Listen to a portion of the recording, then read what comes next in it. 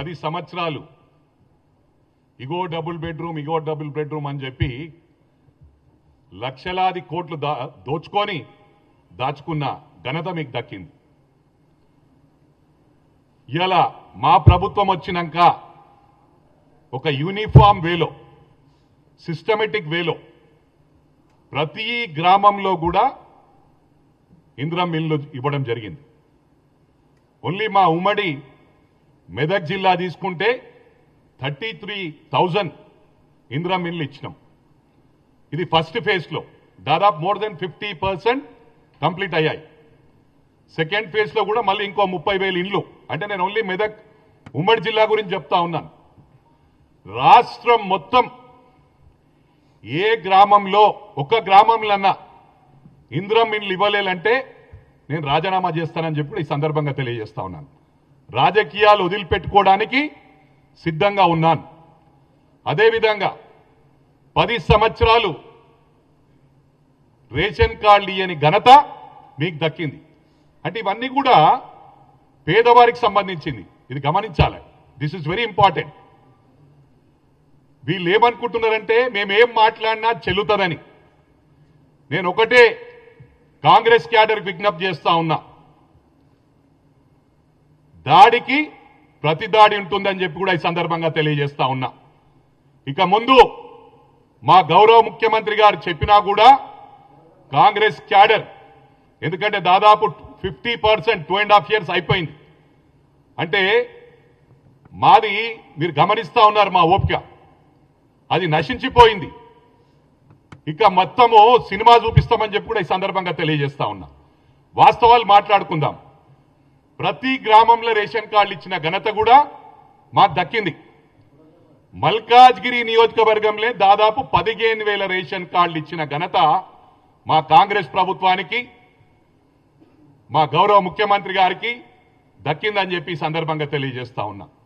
అంటే ఒకటి గమనించాలి, మేమేది కూడా యూనిఫామ్ వేలో చేస్తా ఉన్నాం. మీరు దళిత బంధు ఇచ్చినామన్నారు, బీసీ బంధు ఇచ్చినామన్నారు, అదేవిధంగా మైనారిటీ బంధు ఇచ్చినామన్నారు, క్రిస్టియన్ బంధు ఇచ్చినారన్నారు. నేను 200% ప్రూవ్ చేస్తాను. ఏదో ఒక గ్రామంలో ఇచ్చిండ్రు 100, ఒక నియోజకవర్గానికి 100 దళిత బంధులు. అంటే ఒక్క నియోజకవర్గంలో దాదాపు 200 గ్రామాలు ఉంటాయి. అంటే ఊరికి ఒక్కటాన్ని ఇచ్చిండ్రా మీరు? మేము ఆ విధంగా కాదు. మా మెదక్ నియోజకవర్గం తీసుకుంటేనే ప్రతి గ్రామంలో సీసీ రోడ్లు వేసినాం మా ప్రభుత్వం వచ్చిన తర్వాత. గత 10 సంవత్సరాల్లో తాండాలలో రోడ్లు లేవు. రోడ్లు వేసిన పాపాన బోలే, డబుల్ బెడ్రూమ్ ఇచ్చిన పాపాన బోలే, రేషన్ కార్డులు ఇచ్చిన పాపాన బోలే. ఇక మొక్కుబడికి దళిత బంధు ఇచ్చినామంటారు. మేము ప్రతి గ్రామంలో కూడా పెద్ద గ్రామాలుంటే 40 లక్షల సీసీ రోడ్లు వేసినాం. చిన్న గ్రామాలు ఒక 200-300 జనాభా ఉంటే 20 లక్షల సీసీ రోడ్లు వేసినాం. కొన్ని గ్రామాల్లో ₹1 కోటి వేసినాం. ప్రతి గ్రామంలో, ఒక గ్రామంలో 50 ఇండ్లు ఇందిరమ్మ ఇల్లు ఇస్తే ఒక చిన్న గ్రామంలో 15 ఇచ్చినాం. తాండాలలో 15 ఇండ్లు ఇచ్చినాం. That is Congress. అంటే మేము యూనిఫామ్ వేలో, ఒక సిస్టమేటిక్ వేలో తీసుకెళ్తా ఉన్నాం. ఇవాళ మీరు ఇంట్లోకెళ్ళిచ్చినట్టే ప్రవర్తిస్తా ఉన్నాడు కేటీఆర్. ఇవాళ ఒకటి గుర్తుంచుకోవాల్సిన అవసరం ఉంది. ప్రజల్లో కాంగ్రెస్ క్యాడర్ విజ్ఞప్తి చేస్తా ఉన్నా, అవేర్నెస్ ప్రోగ్రాం పెట్టుకొని ప్రజలకు వివరించవలసిన అవసరం ఉంది. ఏ ప్రభుత్వం ఇచ్చినా we're tax payers. Tax payers అంటే మనం పన్ను కడితే మన పన్ను తీసుకొని అది మనకు రిటర్న్ ఇస్తా ఉన్నారు. ఏ ప్రభుత్వం ఇచ్చినా కూడా అవి మన డబ్బులే. వీళ్ళు ఇంతకెళ్ళి ఇచ్చినట్టు, మా నాన్నగారు ఇచ్చినట్టు అని ఫీల్ అవుతా ఉన్నాడు. ఇవాళ ఉద్యమం పేరులో ఉద్యమకారులకు ఏం చేయలే, కేటీఆర్ బడగొట్టింది ఏం లేదు. ఇవన్నీ కూడా గమనించాల. వాళ్ళ శవాల మీద ప్యాలాలు ఏరుకునే రకం ఈ కేటీఆర్ అని చెప్పి కూడా ఈ సందర్భంగా తెలియజేస్తా ఉన్నా. అరే ఒక్కరోజన్నా ఉద్యమం చేసినవరా పై నువ్వు?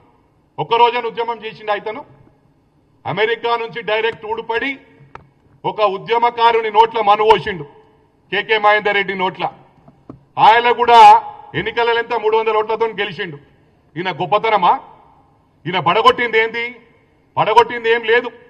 ఓన్లీ ఫోన్ ట్యాపింగ్ చేసుడు, లేకపోతే మొత్తం సెలబ్రిటీస్ ను మొత్తం వాళ్ళ జీవితాలు నాశనం చేసుడు, ఎన్నో కుటుంబాలు నాశనం చేసిండు. అంటే ఓన్లీ సెలబ్రిటీస్ గురించి చెప్తా ఉన్నా. మొన్న కొందరు సిరిసిల్ల వాళ్ళు చెప్తున్నారు, అన్నా వాళ్లే కాదు చాలా మంది జీవితాలు పాడు చేసిన ఘనత కేటీఆర్ దక్కిందని. నీ చరిత్ర అదేరా భయ్. ఫస్ట్ ఎవరితో ఛాలెంజ్ చేసేటప్పుడు ఫస్ట్ మిసాల్ పెంచుకోను, సవాల్ విసిరేమా తప్పుడు. ఇది గమనించాలా. చాలా మాట్లాడుతున్నావు. నిన్న అల్వాల్కి వచ్చినావు. అల్వాల్ మల్కాజ్గిరి వచ్చి నిన్న ప్రోగ్రామ్ ఏం ప్రోగ్రామ్ అది? Voters awareness program. Voters awareness ప్రోగ్రాంలో వచ్చి నేను పీక్తా ఏక్తా అని మాట్లాడు ఎంతవరకు రైటో నాకు అర్థం కావట్లేదు. ఏం పీక్తావు నువ్వు? అల్వాల్ వచ్చుంటా అంటున్నావు, సిరిసిల్లకు నాకు రారాదా? అరే నేను గుండాయిజం అంటున్నావురా. గుండాయిజం చేసింది ఎవరు? ఒక బ్రాహ్మణ్ కుటుంబాన్ని, అడ్వకేట్ కుటుంబాన్ని మిట్ట మధ్యాహ్నం మంత్రినిలా నరికి చంపిన ఘనత నీ పార్టీకి దక్కింది. నువ్వు ఇలా మాట్లాడుతా ఉన్నావు. దళితులను ఉష్క మాఫియా చేసినవరా భయ్. 1000 కోట్ల రూపాయలు ఓన్లీ సిరిసిల్లాల నేరేలా సంపాదించడం అని చెప్పి నేను ఛాలెంజ్ ఇస్తుతా ఉన్నా. ప్రూవ్ చేయి. 8 మంది దళితులను వాళ్ళని సంసారానికి వాడికి పనికి రాకుండా 3rd డిగ్రీ ఇప్పించిన ఘనత నీకు దక్కిందిరా భయ్. టోటల్ పోలీస్ డిపార్ట్మెంట్ ను మిస్యూజ్ చేసిన ఘనత నీది. మరి అదేవిధంగా ప్రవాళిక కేసు, ఆ రోజు అమ్మాయి సూసైడ్ చేసుకొని చనిపోయింది. గ్రూప్ 2 ఎగ్జామ్ పోస్ట్పోన్ అయినందుకు ఆయన వాళ్ళ బ్రదర్ క్లియర్ గా స్టేట్మెంట్ ఇవ్వడం జరిగింది.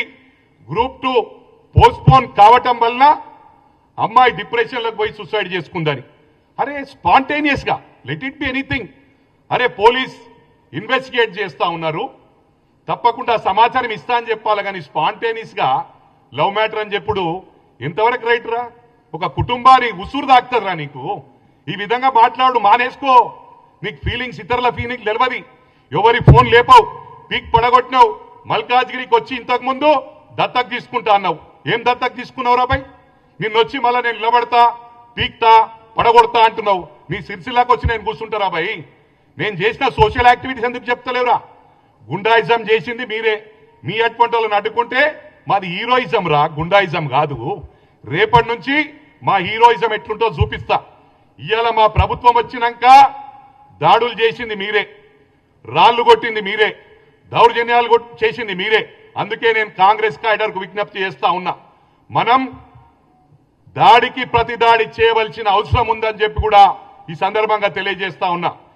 కేటీఆర్ మరోసారి తెలియజేస్తా ఉన్నా, నువ్వు చేసింది నీ కుటుంబానికి ఏదైతే సెక్రటరేట్ లో నెట్వర్క్, సెక్యూరిటీ నెట్వర్క్ కూడా మొత్తము టెండర్ లేకుండా 100 కోట్లది నీ సొంత కుటుంబానికి ఇచ్చిన ఘనత నీకు దక్కిందిరా బాయ్. ఒక్కటి గుర్తు చేసుకో కేటీఆర్, నువ్వు చేసే అరాచకాలు. ఇవాళ ఏమన్నాడు మనోడు నిన్న? దండుపాలెం బ్యాచ్ అంటే తెలుసారా బాయ్ నీకు? దండుపాలెం బ్యాచ్ అయినా లేకపోతే స్టివర్డ్పురం దొంగలైనా నీకన్నా వాళ్ళకి మినిమం ఎథిక్స్ ఉంటాయి. సొంత చెల్లెది ఫోన్ ట్యాపింగ్ చెయ్యర్రా. సొంత చెల్లెది కాన్వర్జేషన్ ఇనుడు, సొంత బావ ఏం మాట్లాడుతుండో ఇనుడు. ఇది దొంగతనం అంటారు. దొంగల బ్యాచ్ అంటారు. దొంగల బ్యాచ్ నువ్వురా. దొంగ పనులు చేస్తూని నువ్వు అప్పా జంక్షన్ల మంత్రిగా గన్మెన్ లేకుంటే పోతుంటే రాత్రి మిడ్-నైట్ పోలీసులకు దొరికిన ఘనత నీది. మాస్క్ పెట్టుకొని దొరికినవురా భయ్. పోలీస్ డిపార్ట్మెంట్ మొత్తం చర్చించుకున్నారు. అరే వీడు మంత్రి ఉండి ఈ చిల్లర పనులు చేసుడేంది, గన్మెన్ లేకుండా అరే కార్లలో రాత్రి పూట ఓడు ఏందని. అది దొంగతనం అంటారు. మేం దొంగతనం కాదురా భయ్, హీరోయిజం చేసుడు తెలుసు. ఇవాళ ప్రభుత్వం ఉందని చెప్పి చాలా స్మూత్ గా సాఫ్ట్ గా పోతున్నాం. మేము అనుకుంటే ఒక్కరోజు నిద్రపోవు. నీ అంతా పేడ్ బ్యాచ్ పెట్టుకొని సోషల్ మీడియాను 500 మందికి మొత్తం శాలరీస్ ఇచ్చుకుంటా నడిపిస్తున్న ఘనత నీదిరా భయ్. ఇవాళ 200 యూనిట్ల కరెంటు ప్రతి గ్రామంలో ఇస్తున్నాం. మీలాగా మొక్కుబడికి ఏదో దళిత బంద్ ఇచ్చినాము, బీసీ బంద్ ఇచ్చినాము, మైనారిటీ బంద్ ఇచ్చినాము, పీక్ పడగొట్టింది ఏం లేదు. మేము ప్రతి ఊర్లో ఇందిరా మిల్లు ఇస్తున్నాం. ఇవాళ ముఖ్యంగా గమనించాల 10 సంవత్సరాల్లో ఇవాళ 1600 కోట్లు ఉంటాయిరా మీ దగ్గర. 1000 కోట్లు, లక్షల కోట్లు మీ దగ్గర ఉన్నాయి. 1600 కోట్లు మీ పార్టీ ఫండ్. అరే రాహుల్ గాంధీ గురించి మాట్లాడడానికి సిగ్గులేదురా నీకు? ఎందుకు మాట్లాడతావురా? వాళ్ళ చరిత్ర ఉందిరా. ఇండిపెండెన్స్ రానప్పుడు వాళ్ళు ఉద్యమానికి ఆయన మన స్వాతంత్రం రావడానికి ఫండింగ్ చేసింది వాళ్ళ ముత్తాత జవహర్లాల్ నెహ్రూ గారు. వారికి ఒక ఘనత ఉంది. స్టిల్ ఆన్ టుడే ఒక ఎకానమీ ఫ్లైట్లా ట్రావెల్ చేస్తాడు రాహుల్ గాంధీ. ప్రియాంక గాంధీ ఒక డబుల్ బెడ్రూమ్ ఫ్లాట్లా ఢిల్లీలో ఉంటది. అది వాళ్ళ చరిత్ర. నీకేమో సొంత విమానాలు కొనుక్కొని తిరగబడితేవి నువ్వు. అమెరికాల 100 ఎకరాలు, కెనడాల 1000 ఎకరాలు, బయట రాష్ట్రాలలో బయట దేశాలలో మొత్తం ప్రాపర్టీస్ ఉన్నాయి. హైదరాబాద్ లో పడగొట్టింది ఏం రా నువ్వు? హైదరాబాద్ ఏమంటావు? హైదరాబాద్ ఓటర్స్ మాకేసిరని. హైదరాబాద్ ఓటర్స్ అందుకు వేయలేరు రా భయ్. కేటీఆర్ గుర్తు చేసుకో, వీడు పెద్ద సైకోగాడు.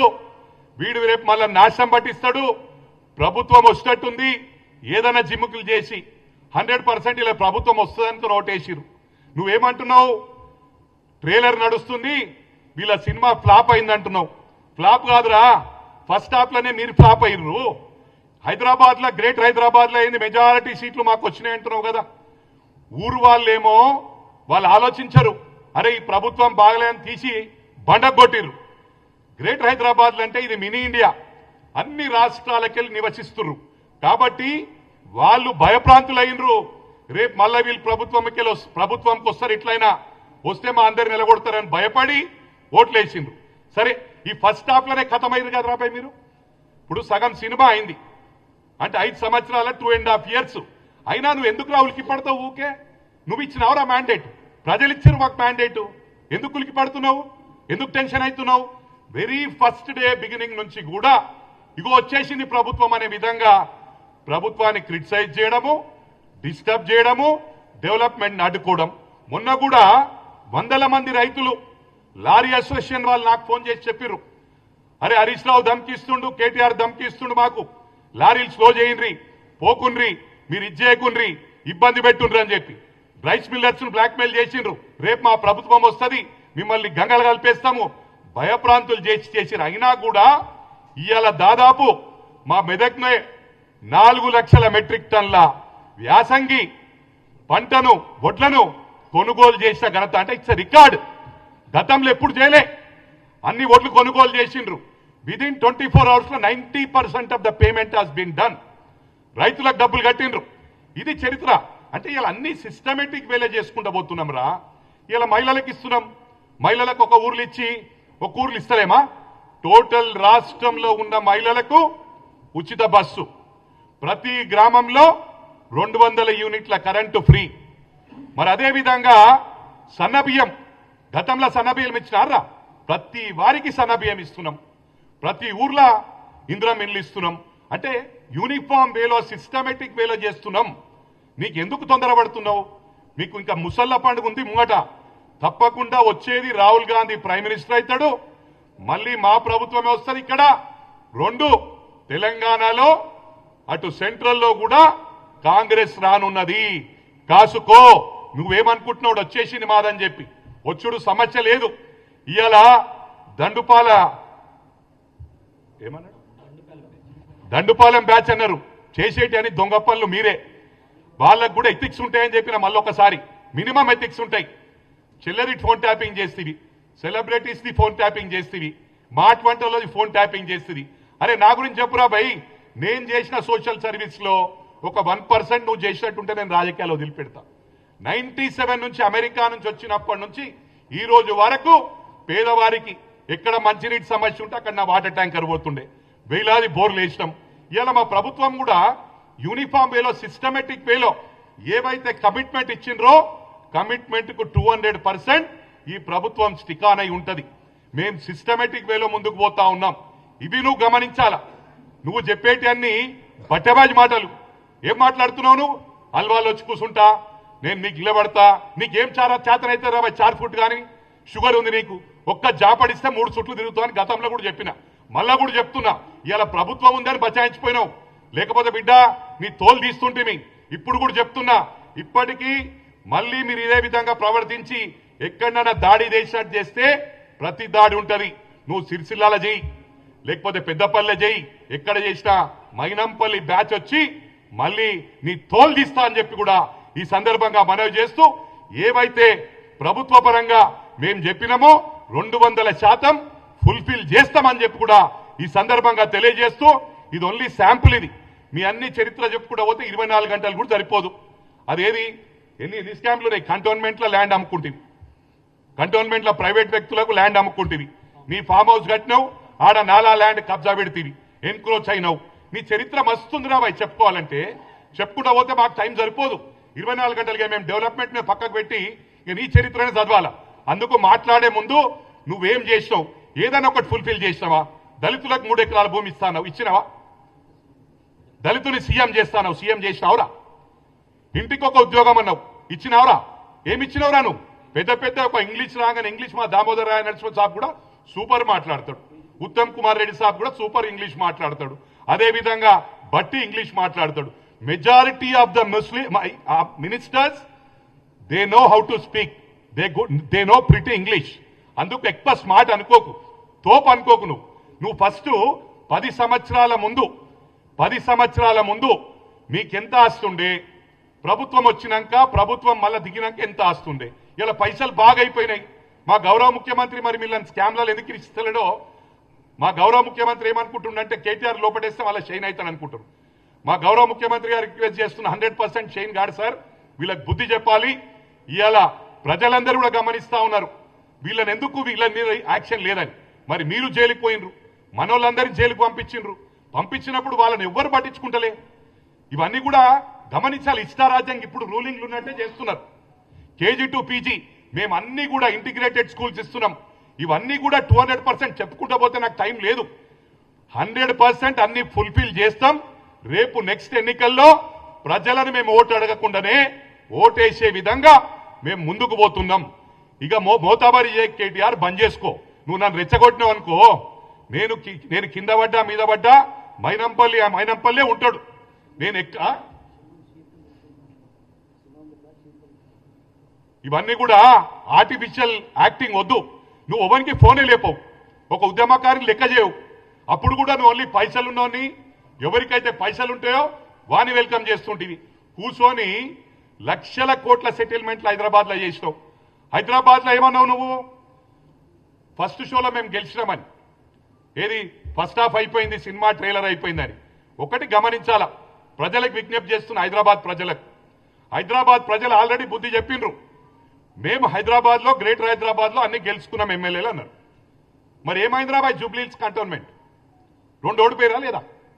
ఫస్ట్ హాఫ్లో వీకిరిగా అడ్రస్ గలంత అయిపోయింది కదా. మరి అదేవిధంగా లోక్సభ ఎన్నికల్లా మీకు డిపాజిట్లే కోల్పోయిర్రు.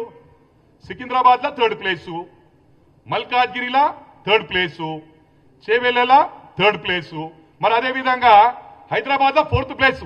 డిపాజిట్లు కోల్పోయిన ఘనత లోక్సభలో మీది. ఎక్కువ యాక్టింగ్ చేయకు. రేపు గ్రేటర్ హైదరాబాద్ ఎలక్షన్స్ లో లోకల్ బాడీస్ లో జిహెచ్ఎంసీ, సైబరాబాద్, మల్కాజ్గిరి ఎన్నికల్లా సుక్కలు చూపిస్తాం. ఆడ కూడా 3rd ప్లేస్ ఉంటారు, రాసి పెట్టుకోరా బిడ్డ. ఎక్కువ మాట్లాడకు, ఎక్కువ తెలివి చూపకు. ఇవాళ ఆదిలాబాద్ పోతున్నావంట, కలకల్లా ఆపినావు, అది కూడా ఉంది నాకు రికార్డు.